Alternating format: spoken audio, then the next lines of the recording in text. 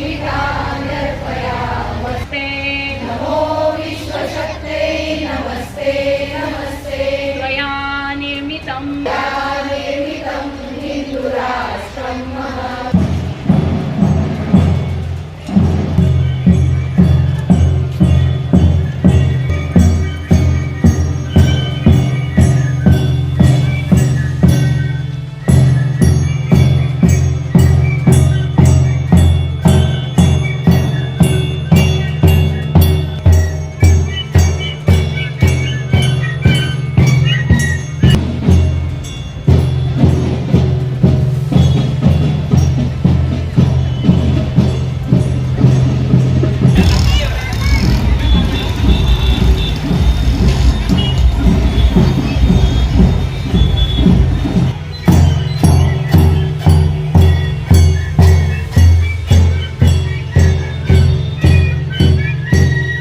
राष्ट्रसेविका समितीचं कोकण प्रांतामध्ये कुठे ना कुठे आतापर्यंत संचलन हे होत आले।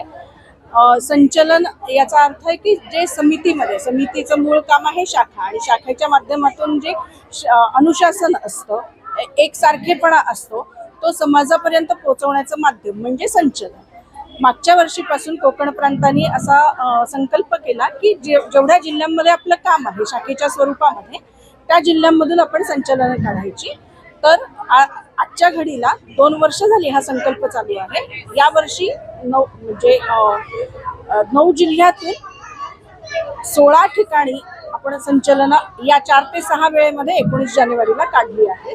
संक्रमण काळ आपण निवडतो। संक्रमणाचा अर्थच आहे की विचार संक्रमित करावेत, एका गटाकडून दुसऱ्या गटाकडे असेल, समाजातल्या विविध घटकांपर्यंत हा विषय पोहोचावा, हा उद्देश ठेवून की राष्ट्रभावना सर्वप्रथम असली पाहिजे, हा विचार घेऊन आपण हे संचलन काढलेलं होतं। अंबरनाथमध्ये जरी पहिलं होतं ते मागच्या वर्षी बदलापूरला झालं होतं, आणि असं वेगवेगळ्या ठिकाणी ती होत राहतात।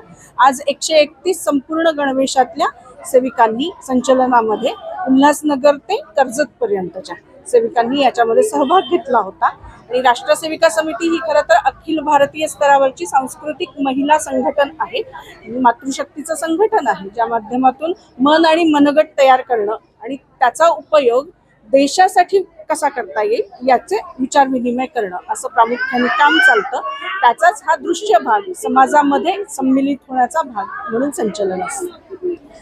वेगवेगळ्या संस्था, समविचारी संघटना यांच्याशी आधी संपर्क केलेला होता, आणि त्या माध्यमातून त्यांना आवाहन केलं होतं की एक संस्कृतीचं प्रतीक, आपल्या विजयाचं द्योतक म्हणून भगवा ध्वज आपण मिरवणुकीच्या संचलनाच्या माध्यमातून आणणार आहोत, तर त्याचं स्वागत करायला आपण समोर यावं। आणि तशी साथ आम्हाला समाजातून मिळालेली आहे।